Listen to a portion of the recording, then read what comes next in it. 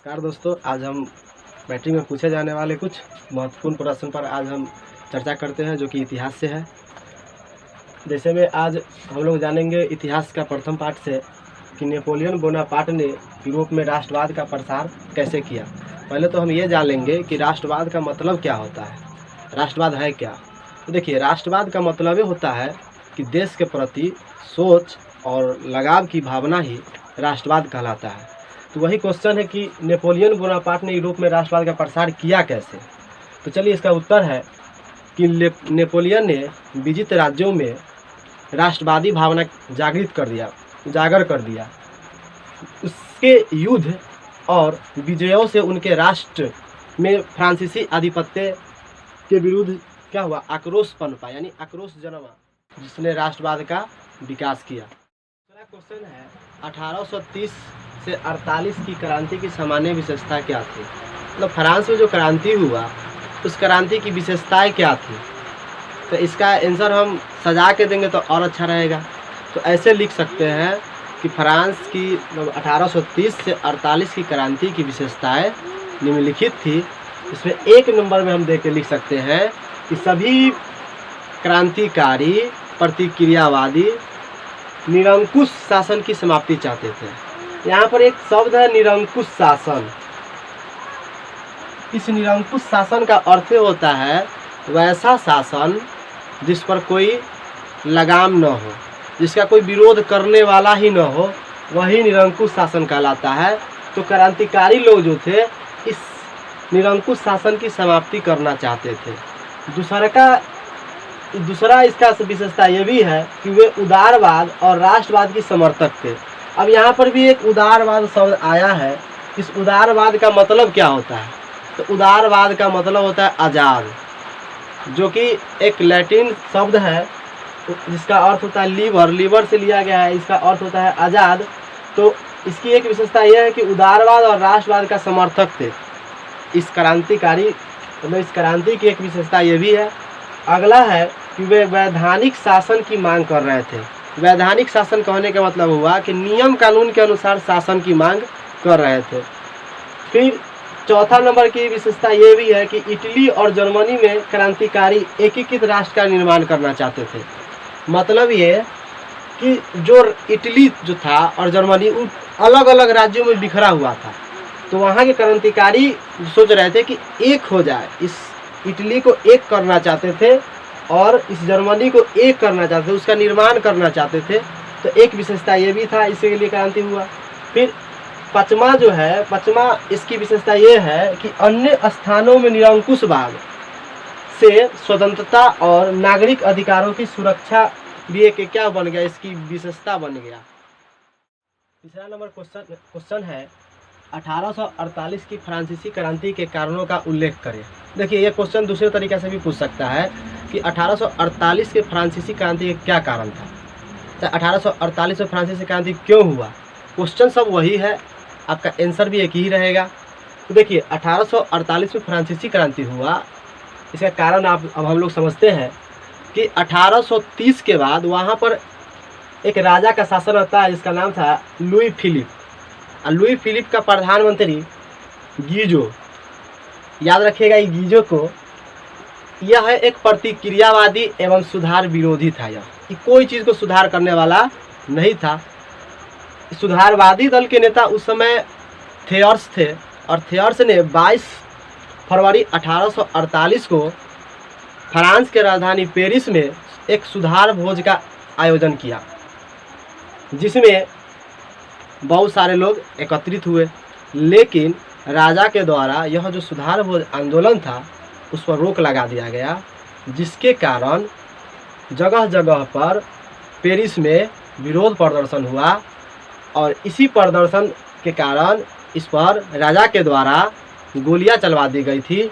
इससे जनता और आक्रोशित हो गया और आक्रोशित होने के कारण अंत में इस राजा को गद्दी छोड़ के इंग्लैंड भागना पड़ जाता है। इसका आप एक स्क्रीनशॉट ले सकते हैं।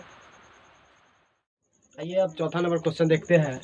1830 में फ्रांस की क्रांति क्यों हुई और इसका क्या परिणाम हुआ। तो चलिए जानते हैं इसके बारे में। देखिए 1824 में चार्ल्स दशम फ्रांस का सम्राट बना। याद रखिएगा फ्रांस का सम्राट चार्ल्स दशम कब बना? 1824 में बना है। वह स्वेच्छाचारी और निरंकुश शासक था। देखिए, स्वेच्छाचारी मतलब होता है अपना इच्छा से वह शासन चलाना चाहता था। वो संवैधानिक के तहत शासन चलाना नहीं चाहता था।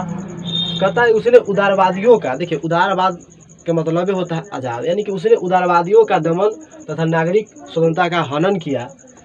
उसके प्रधानमंत्री पोलिगनेक थे, जिसको इन्होंने 1830 में चुना था। तो पोलिगनेक के द्वारा 4 गो अध्यादेश पारित किया गया था, जो कि जनता के द्वारा इसका विरोध कर दिया गया। और अंततः कहता है कि 26 जुलाई 1830 को पेरिस में जनता ने विद्रोह कर दिया और अंत में चार्ल्स दशम को गद्दी छोड़ के इंग्लैंड भागना पड़ता है। अब जानते हैं कि इस क्रांति के परिणाम क्या हुआ। देखिए, परिणाम कहता है ना, जैसे कोई झगड़ा कर लेता है तो झगड़ा करने के बाद क्या होता है, तो झगड़ा करने के बाद वही सर फूटता है, हाथ टूटता है। तो वही यहाँ पर कहता है कि इस क्रांति का परिणाम क्या हुआ। चलिए परिणाम जानिए कि 1830 की जब जुलाई क्रांति हुई थी।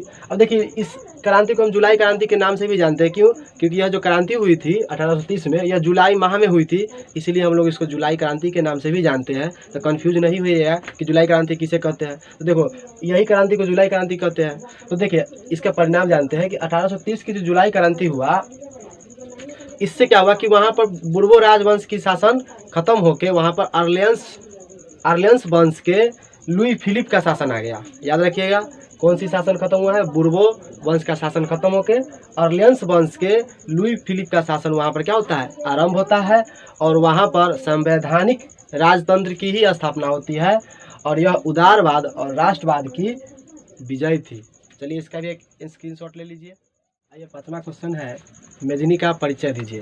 क्वेश्चन दूसरे तरीके से भी रह सकता है कि इटली के एकीकरण में मेजनी का क्या योगदान था, या मेजनी कौन था। सब क्वेश्चन वही रहेगा, आप इसका आंसर एक ही दे सकते हैं।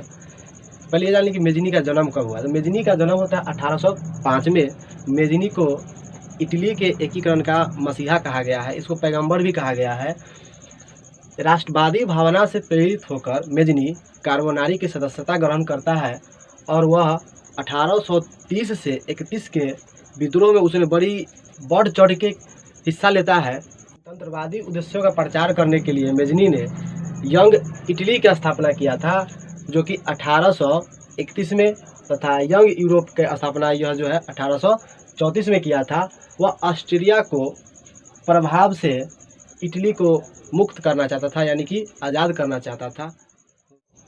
अगला प्रश्न है, इटली के एकीकरण में काबूल की भूमिका का उल्लेख करें।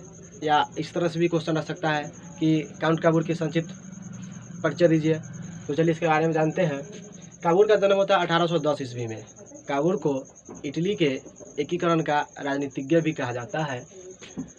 वह 1850 ईस्वी में विक्टर एमैनुअल का मंत्री बनता है और ठीक इसके 2 साल बाद 1852 में प्रधानमंत्री भी बन जाता है।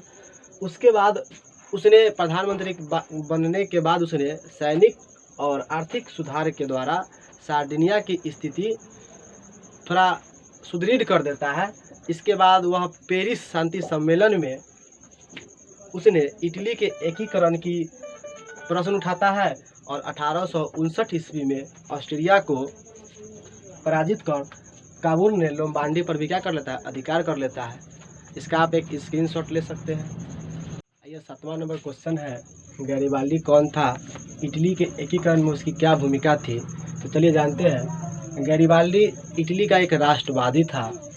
उसे इटली के एकीकरण का तलवार कहा जाता है। इनका जन्म होता है 1807 ईस्वी में। वह तलवार के बल पर इटली को एक करना चाहता था। इसके लिए उन्होंने सशस्त्र बल की एक टुकड़ी तैयार की, जिसको लाल कुर्ती भी कहते हैं। तो आपसे एक ऑब्जेक्टिव में भी क्वेश्चन पूछेगा कि लाल कुर्ती का गठन कौन किया था। तो याद रखिएगा, लाल कुर्ती का गठन गैरिबाल्डी ने किया था।